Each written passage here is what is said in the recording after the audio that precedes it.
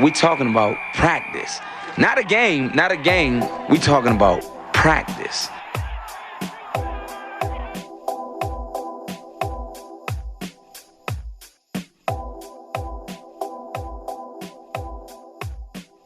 Welcome everyone to another episode of After Practice with myself, Lake Lewis. Today I'm excited because I've got a pretty good show coming up for you.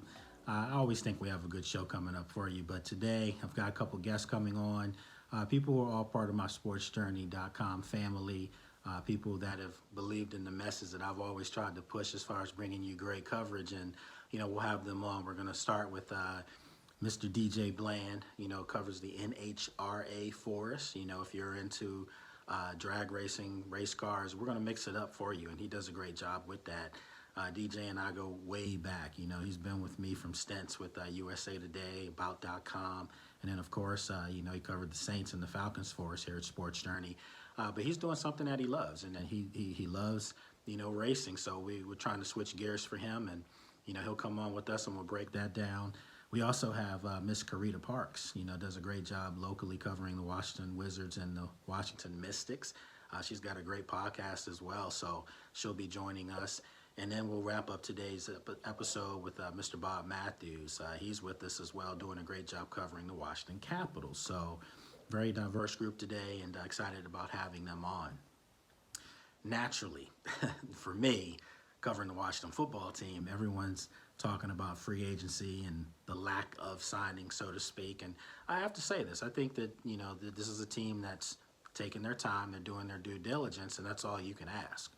At the end of the day, they had success. As I mentioned in yesterday's show, they've had success with their free agents, under Ron Rivera. Last year they, the free agent signings matriculated, 5 starters out of that? That's all you would want.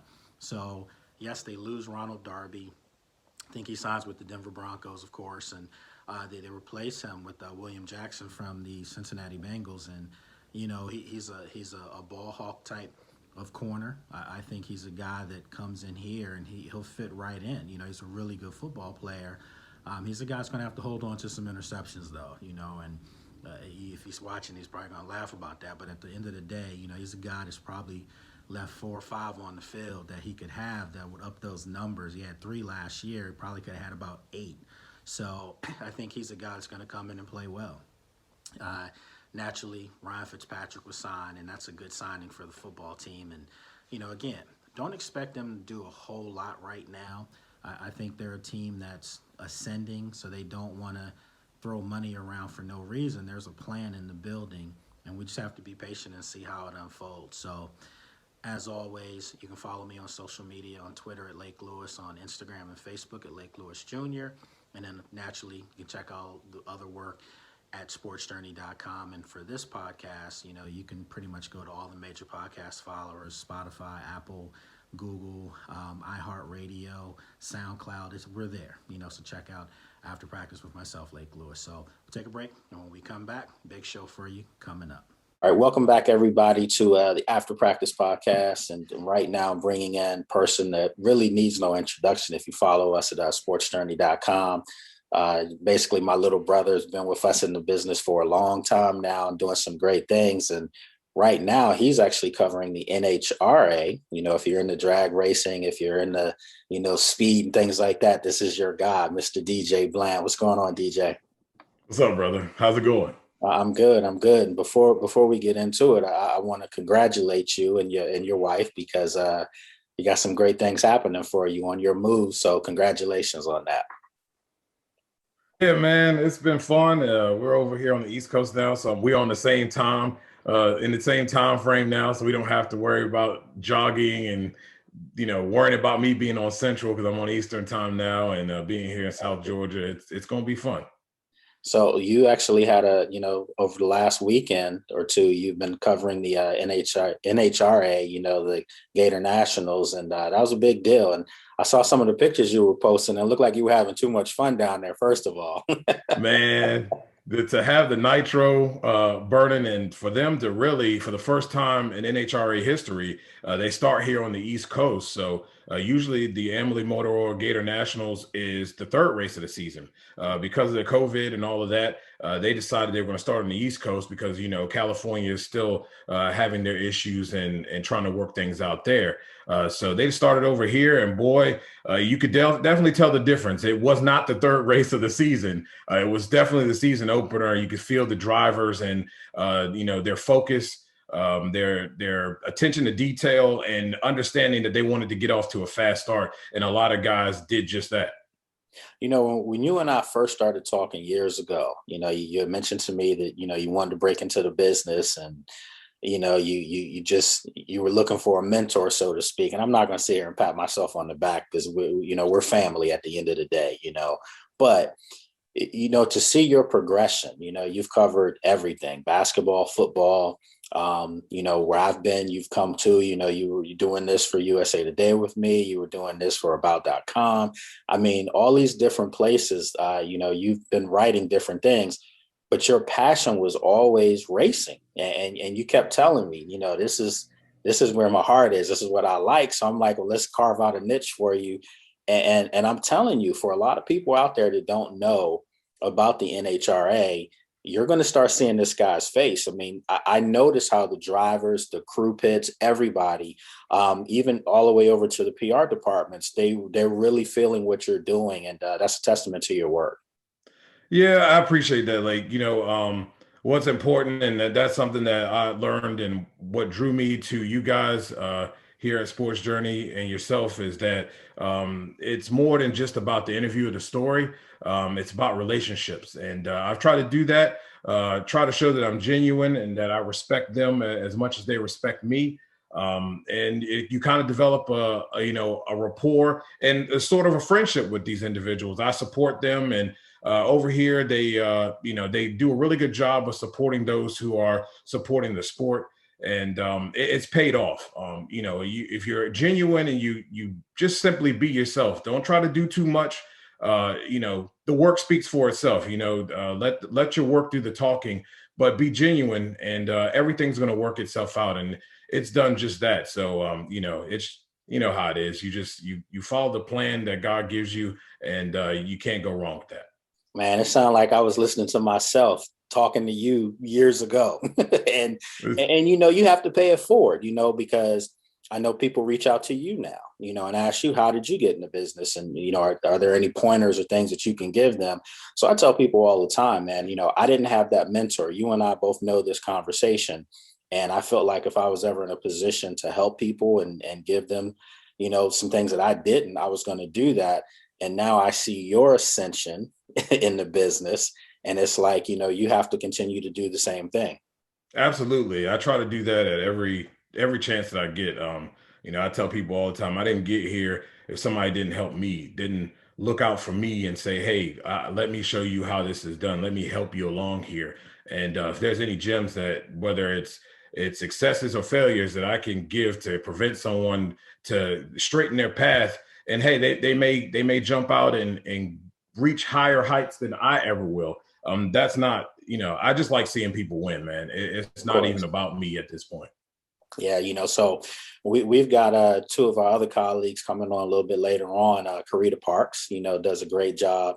And if you see DJ behind him on his the breakdown, he does his show with Carita Parks. It's a really good show. You got to check it out. It's right here. You can check out on Sports Journey as well.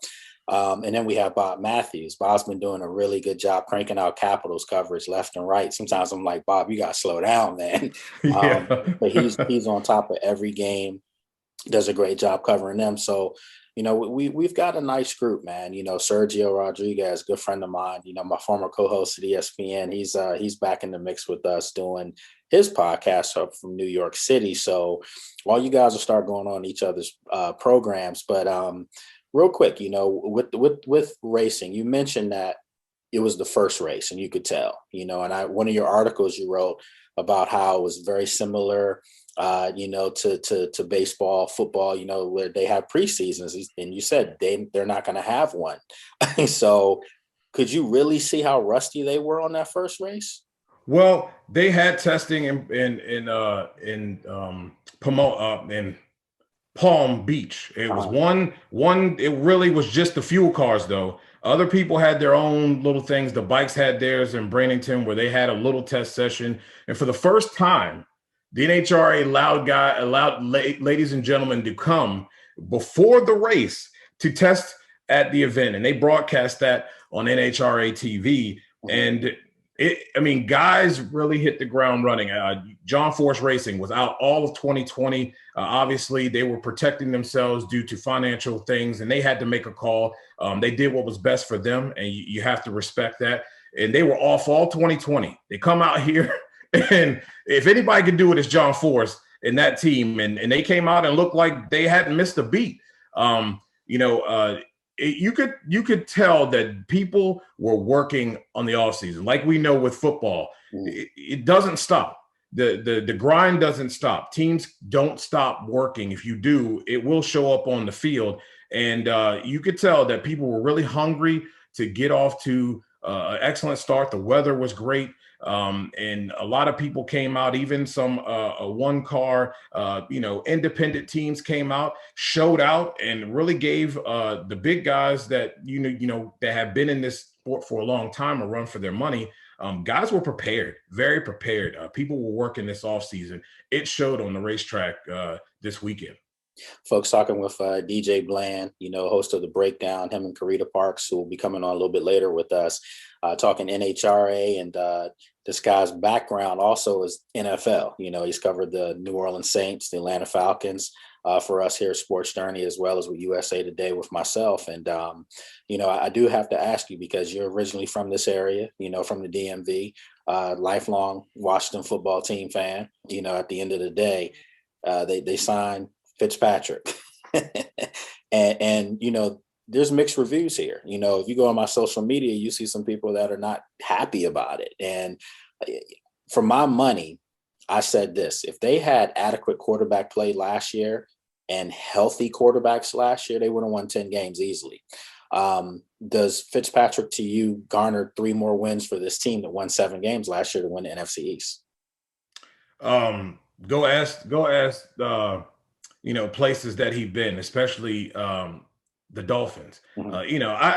I'm going to be blunt here. I'm really sick and tired of the negative Nancy's with fans. And obviously you don't really pay attention very well. What this guy will bring, look at what he did for Tua, for instance. He's not a guy that's going to come in there and demand this or that and demand to start. He's going to take the opportunities that are given to him, and he's going to do the best with those opportunities that he can. But in the meantime, he's going to mentor. He's going to talk. There's going to be a cohesiveness with that quarterback room, just like with Alex, if not in a different fashion. He's a little more loose as well. I personally think this is a great move for the team. Adds a guy who knows how to win, knows what it takes to win, and it's not just a mouth or performance on the football field when it's time to go and the lights are bright. It starts in practice. You know that because all you have to do is look at Tua's progression through his time there with Fitzpatrick. I think it adds a great element to the room, and then it gives Washington some time, right?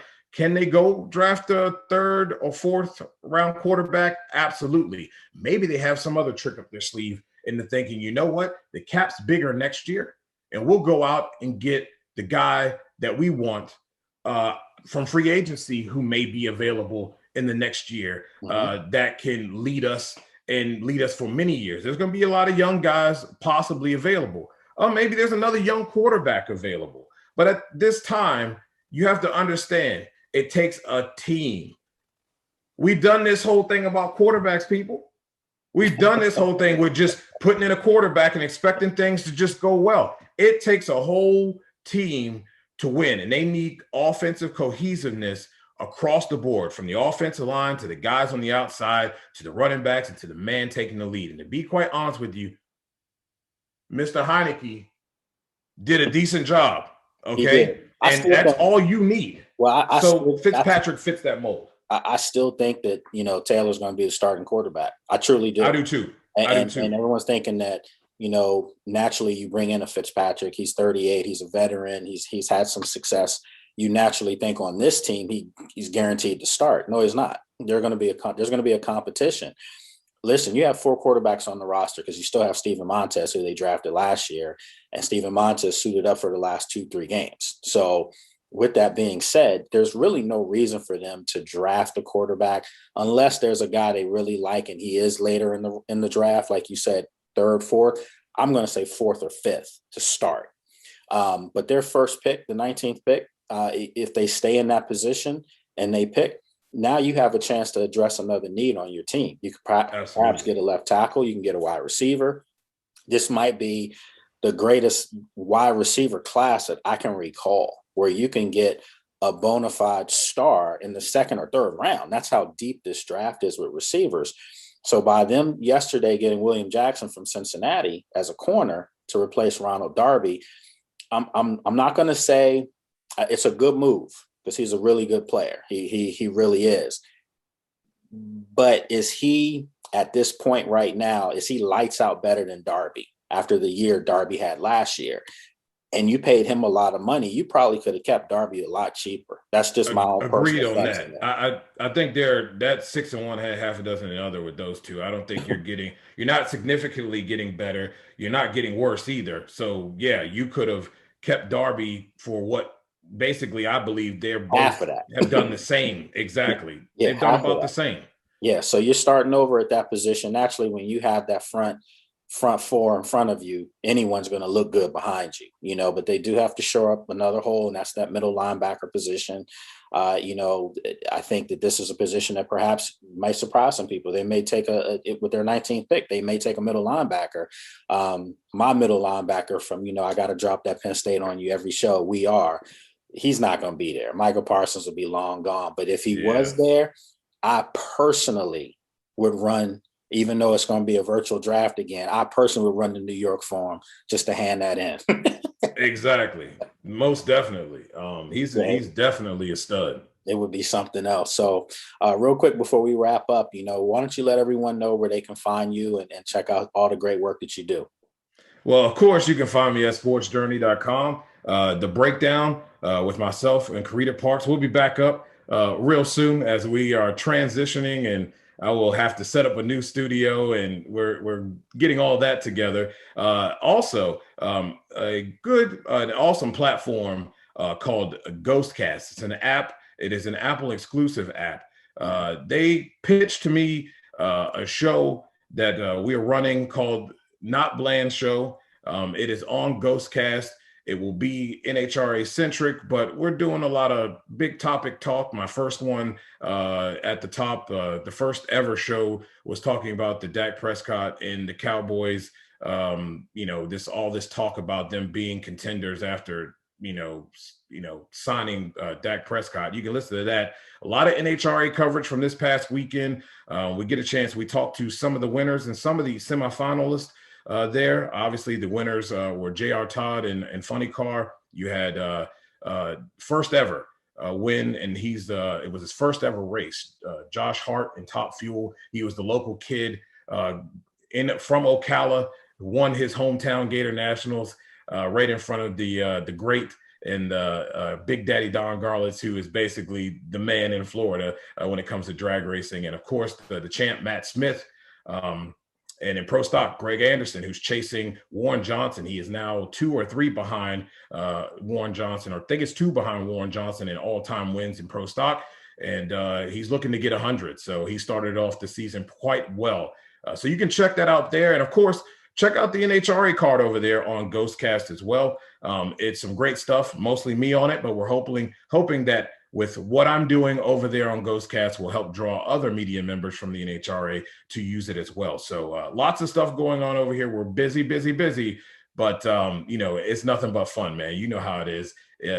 Being back in the seat and being back in the booth this weekend, like I texted you, it just felt good.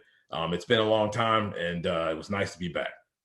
All right, folks, DJ Bland doing great stuff. And, this is good day for me, to have our own folks on with me as I'm firing this back up, and showing people that, before I did cover the NFL. I did do for 8 years on ESPN Radio, actual daily sports show. So I can be versed. And, like I said, we're trying to mix it up, show people the versatility here at this brand. So DJ comes in, talks about, drag racing, stock car, things like that.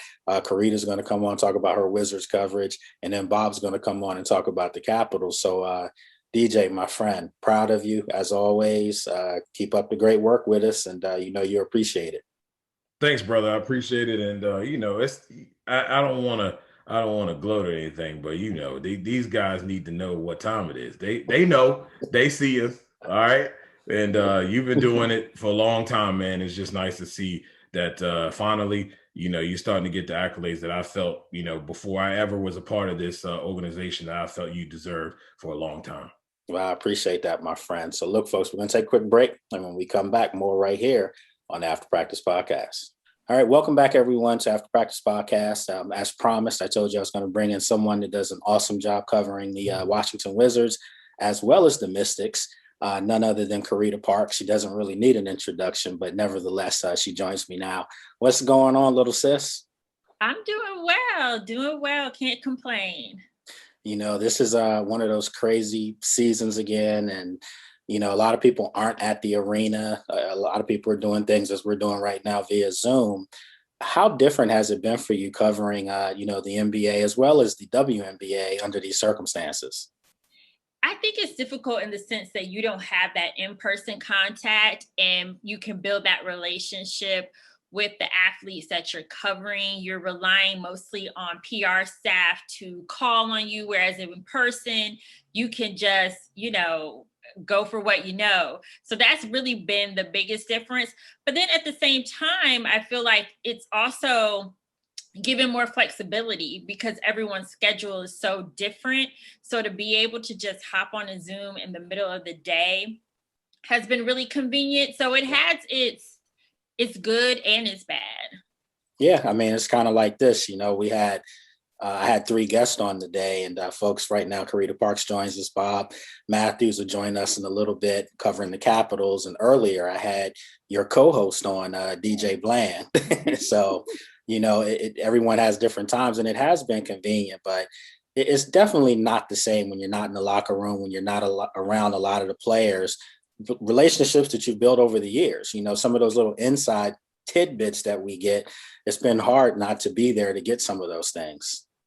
Exactly. And also, especially, on both sides, like the new players that have come in. Yeah. You don't have a relationship with them at all. You wouldn't know if they walked by you in the mall. Right. So, yeah, I do miss in person and just the experience of being at the games, like with the fans and just that energy that you get. I really do miss that. Well, the Washington Wizards right now, if the playoffs were to start today, they would not be in it.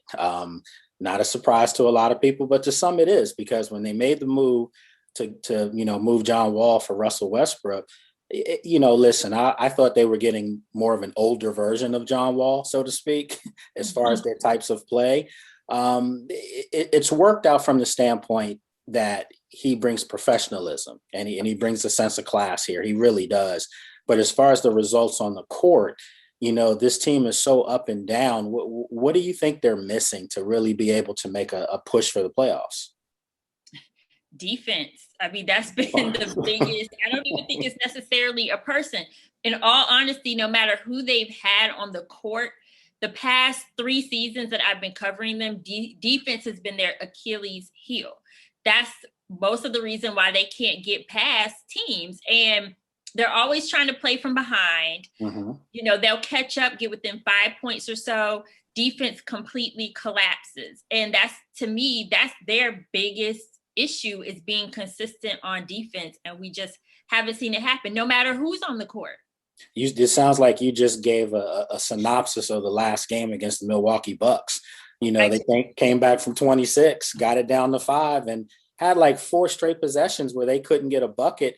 But every time Milwaukee went down, the floor was a layup. And to me, Carita, I don't know if it's the scheme or lack of, or if it's just a lack of desire. It might be both. But I'll say this about Scotty Brooks. His teams have always been able to score.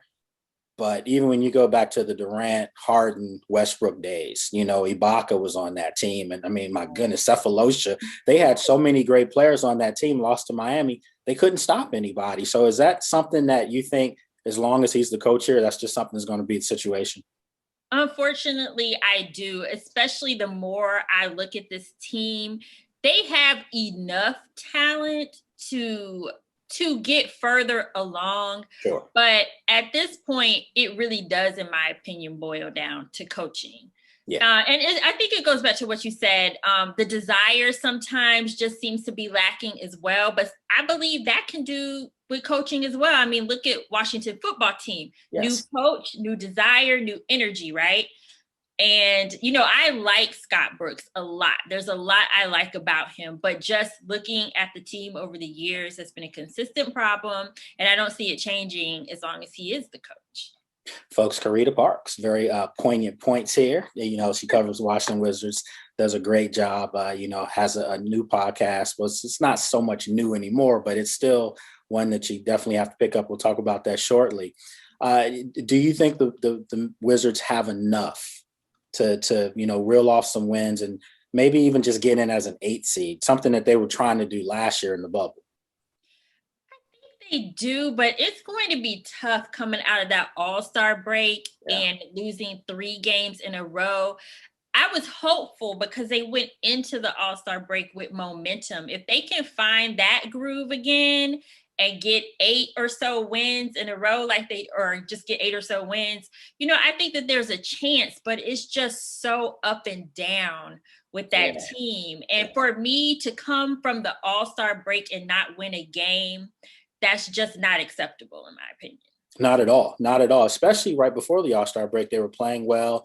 And I agree with you, Carita. The consistency is just not there. You can't beat a Brooklyn team. You can't go on the road and beat a Lakers team. These are teams that are trying to win championships this year.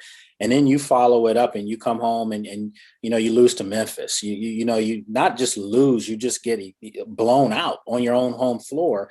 There's just something about this team that for a long time, it hasn't flourished. I will say this about Scott Brooks. I don't like his rotations. I just don't. I don't like that. The rookie that they drafted, Visa from Israel, he's a really talented player. But then there's streaks where he's just not on the floor.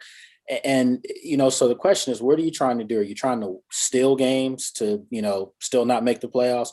Or are you trying to develop players that you see as your core group of guys in the future? But I just don't see what they're trying to do. I don't understand what the strategy is. Yeah, his rotations are different all the time. I feel like you put Mo Wagner and Garrison Matthews in the rotation, and they actually went on that win streak. Right. But then today, I don't see Mo Wagner in the starting lineup. I see Alex Lynn in the starting lineup. So it's like, why are we still changing the starting lineup so often? If it's looking like he's giving up on his lineups and his too easily. Well, that's not good. That means you're giving up on your players, which means that maybe that front office might need to give up on you and start thinking about a new coach. So I'm not going to get you in hot water because I understand you still have faces to see and people to talk to. I know. Yeah, I'm not going to do that to you. But just real quick before we wrap up, let everybody know where they can check out the podcast because you ladies are doing a wonderful job with that. And it's something that's fresh and something that was needed for sure. Yeah, thank you so much. You can check out the podcast. It's called the Triple W Podcast, also Triple Dub pronunciation, and it's at Triple W Pod on all platforms. You can check that out on Twitter, Instagram, and we also are on Spotify now as of this week. Awesome. And we got to get you up on the site for sure. I haven't forgotten that. So that will be done tomorrow. We'll get you guys up there. But, as always, I definitely appreciate you coming on. And somebody said, why don't you just do your audio that you're doing? I said, I can't get Carita on here in audio. So now you did well. You having me. Of course. And when DJ mentioned that you guys will be back on real soon. So look forward to seeing you guys on that as well. So as always, I appreciate you and I'll be in touch. Thank you. All right, folks. Carita Parks does a great job covering the Wizards. And we're going to take a quick break. And when we come back, we're going to have Bob Matthews who covers the Washington Capitals for us here at Sports Journey, when we come back here on After Practice with Lake Lewis. Welcome back, everyone. After Practice podcast. Appreciate Carita Parks for joining us just now. Did a great job breaking down the Washington Wizards. Earlier, we had DJ Bland on from Georgia breaking down NHRA. That's right. Yeah, we're talking drag racing, stock cars, all kinds of stuff here on the show today. But right now, we're bringing in another gentleman who really needs no introduction. If you follow us at sportsjourney.com, he's doing a wonderful job breaking down the Washington Capitals. My good friend, Bob Matthews. What's going on, my friend? Not much. You are way too kind. Too kind. You know, I could count on my hand probably the number of times I've actually been the person being interviewed. This is a nice change. Yeah, definitely. You know, you have your great show, Bob Matthews Show, which you can see on Sports Journey or you can listen to on Sports Journey as well.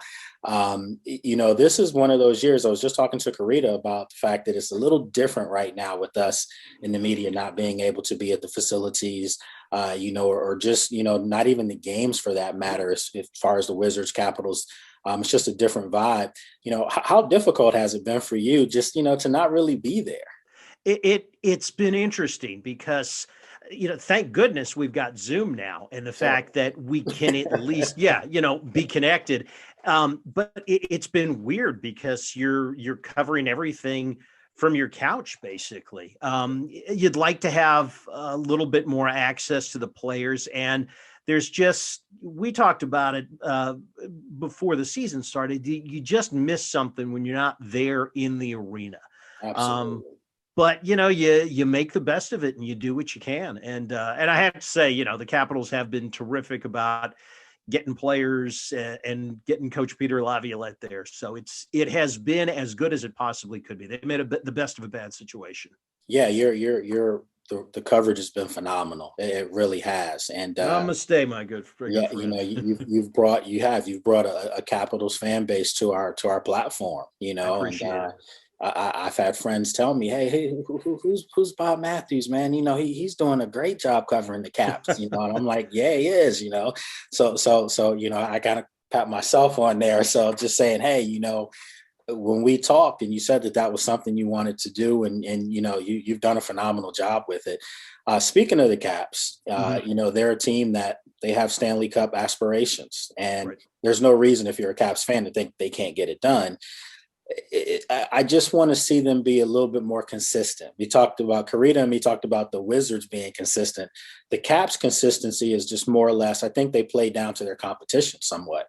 What do you see with this team right now? I think you hit the nail right on the head. Peter Laviolette said so many times after games that he hasn't seen an entire 60 minutes yet. And of course, you're not going to get that every game, but it has been something that as the season has gone on, you've noticed it seems like game in and game out, the Caps will play two really good periods and then one not so good period. Last night was really a perfect example of that. They were outplayed in the first period. Fortunately, Ilya Samsonov just absolutely stood on his head and did an incredible job, kept the game scoreless, and then, you know, second and third period, the Caps offense took over. You know, and you talk about the goaltending. They've got two really good ones, you know, and they do. And the rookie, you know, what is it, Vanacek or whatever? Vanacek. He's a guy that, you know, was just supposed to hold the fort down. Right, know? Exactly. They were just hoping he could keep them in the game. I think after Henrik Lundqvist, you know, was lost for the season, and then Samsonov had the COVID thing that he had to deal with. Yeah, I think they were just covering their eyes and just hoping against hope that they could maybe play 500 hockey and stay in, you know, within range of the playoffs. But yeah, Vanacek just kept playing better and better every game. And, you know, he like Samsonov has kept them in the games, and they've got an interesting dilemma now because while I think Samsonov is still their number one, it's not his net alone. And he's got Vanacek pushing him every step of the way. Yeah, I mean, his last outing, I mean, he pitched a shutout, you know. So I was just about to ask you that. So you took the words out of my mouth. That's what radio guys do. Yeah, you know us. You know, I was going to say, is there ever going to be a point where, you get to the playoffs, you want to ride with one goalie. That's just the way it is. I mean, but how can you sit one or the other? Is this something where you think they're going to platoon? I think that if I had to guess, I'd say that Samsonov will be the goalie in the playoffs, and they'll ride him, they'll ride or die with him. But it's nice to know that if you feel you have to do something drastic there, if you get down, like the Stanley Cup run, they got down, they started Philip Grubauer in goal in the series against Columbus. Yeah. First 2 games, they lost him, and then they went back to Braden Holtby. So certainly it's something that they could do. But I think that I think once the postseason starts, I think Samsonov will be the guy in the net every night. The irony is, playing against the Islanders, you're playing against your former coach who you won the Stanley Cup with, Mm-hmm. and now you have a new guy under helm, so to speak.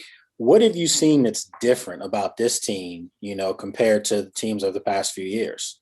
Peter Laviolette's philosophy is shoot the puck on net. Just shoot it. Get as many shots as you can on the goal, and eventually, they're going to go in. Right. Yeah. So that's been an adjustment, I think, because the Caps are used to the breakout, and they're so fast, and they fly up and down the ice, make the extra pass, stuff like that. I think Laviolette's been a little frustrated at times that they haven't put the puck on net as much as he's wanted. And I actually think, even though they both had good games last night, he's been a little bit frustrated, I think, with Yevgeny Kuznetsov and Jacob Vrana, in the fact that sometimes they're not playing at both ends of the rink. I think he'd like to see a little bit more defense out of both of them. Although that said, Kuznetsov had that great move on that breakaway that TJ Oshie scored on last night. Right. And say what you want to about Vrana and his defense, but this guy's developing into a dependable scorer that, next year with a full slate of games, you could be looking at a guy that's going to score 40 goals. Yeah, and this was a team that, even when they won the Stanley Cup, they weren't necessarily known as being the fastest team out on the ice. Right. I mean, this team now has speed, and they're able to utilize it in different ways. And I still keep trying to tell people, I keep trying to remind them about number 8. Listen, he hasn't turned it on yet. No, not yet. I think he started the last couple of games. He's got, I think, 3 goals in the last 3 games or something like that. But you're right. He has not turned it on yet. And some of those, some of these offseason acquisitions that Brian McClellan has made, Connor Sheary is playing terrific. Mm-hmm. A couple of the other young guys as well. The thing you notice about the roster right now is they are getting production up and down the roster. They're not having to rely just on that first line. I mean, they're getting really good production out of the fourth line, for that matter. I mean, Garnett Hathaway's had a goal and 3 assists in the last week. So, nice. That could be a problem for some other teams in the playoffs this year.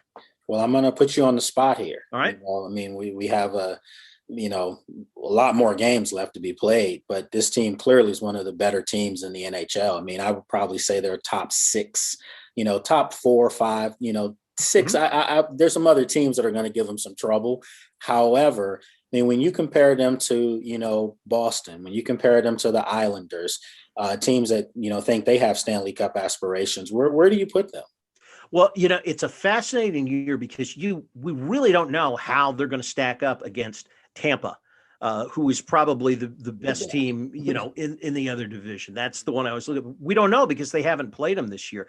But if you look at just the East, the Mass Mutual East Division, I think that they're the class of the division. I think them and the Islanders are clearly the 2 best teams. I fully expect the 2 of them will meet in the second round of the playoffs because you're going to play intra-divisional like you used to first. So, I think you're going to see both of them playing to get out of the division. And then the question is just, do they play Tampa or do they play somebody else in the conference finals? But I don't see any reason why this team can't get to the conference finals this year. Yeah, it would be something. I mean, remember what it was like 3 years ago. Oh, it was nuts. It would be something. And it would kind of be like the coming out from COVID type situation, it would be something really nice for the fan base here in town.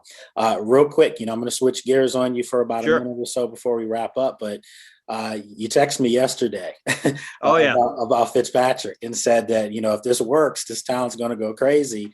What are your thoughts? Do you like the move for him? I absolutely love the move for him. First up, now there's somebody here who can rival you with the beard game on the beat. I don't think I have him beat on that one. different, a different style, but still, I'm just saying. No, I love the move. I think for some reason, I think that this team, it needs kind of that emotional lift and the swagger that Ryan Fitzpatrick brings. I mean, Andy Dalton, who would have been excited about Andy Dalton coming here, or even Sam Darnold? But I think about Chase Young and the playoff run, and if you like Taylor Heineke, imagine what it's going to be like when Fitzpatrick swaggers in there. The guy's a gunslinger, and he's not. He can throw 3 interceptions in the first half. And, it's not going to matter. He'll come out and keep slinging it in the second half too. And that's what they needed. They needed somebody who was going to throw the ball down the field.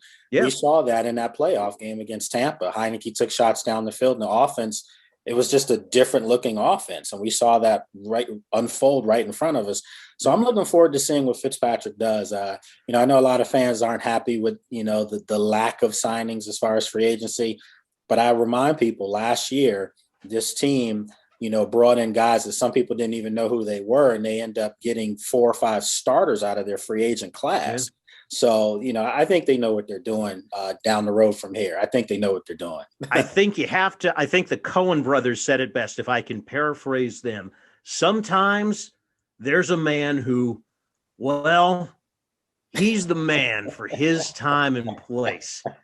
Fits right in there. Exactly. And that's Ryan Fitzpatrick in Washington, D.C. Hey, listen, my friend, if they won 7 games last year, had they had adequate quarterback play last year, I mean, for 16 games and lack of injuries to the position, they would have won 10 games last year. I don't see any reason why they can't do that this year. I've always thought that the difference between a Ryan Fitzpatrick type of quarterback and a top 5 quarterback in the league, it's not that big. And so I think the question becomes, does the quarterback make the team, or does the team make the quarterback to a certain extent? If the line holds up, he's got some weapons here and is probably going to have some more before it's all said and done. So who knows what Ryan Fitzpatrick can do? I don't think he's getting them to a conference final, but I tell you what, I think it could be really, really entertaining.